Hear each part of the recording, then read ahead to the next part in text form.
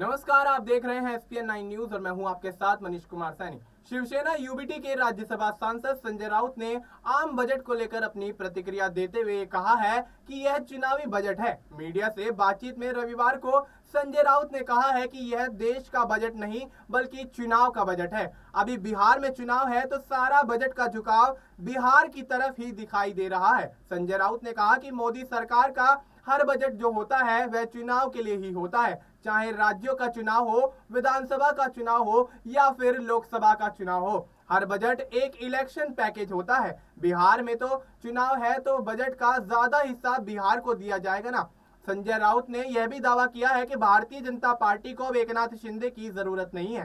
संजय राउत ने भले ही बजट को इलेक्शन पैकेज करार दिया है, लेकिन शिवसेना यूबीटी की एक सांसद प्रियंका चतुर्वेदी ने इनकम टैक्स को लेकर लिए गए फैसले पर कहा है कि वह इसका स्वागत करती हैं। प्रियंका चतुर्वेदी ने कहा है कि मध्यम वर्ग 10 साल से मांग कर रही थी कि उन्हें राहत दी जाए और आज उनकी सुनवाई हुई है। उन्होंने यहां तक कह दिया है कि 240 का पावर है कि अहंकारी सरकार को मजबूर कर दिया है कि जनता की आवाज सुनी जाए। लोगों की आय बढ़ नहीं रही थी, लेकिन खर्चा लगातार बढ़ता हुआ दिखाई दे रहा था। बिहार में इस साल के अंत में विधानसभा चुनाव कराए जाने हैं। बजट में बिहार को लेकर कई तरह की घोषणाएं की गई हैं, चाहे मखाना बोर्ड बनाने की बात हो या फिर नया ग्रीन एयरफील्ड बनाने की बात की जा रही हो या फिर फूड प्रोसेसिंग इंस्टीट्यूट स्थापित करने का वादा। इसके अलावा पटना आईआईटी के विस्तार की भी घोषणा की गई है। बजट में बिहार का जिक्र बार बार आने पर विपक्ष इसे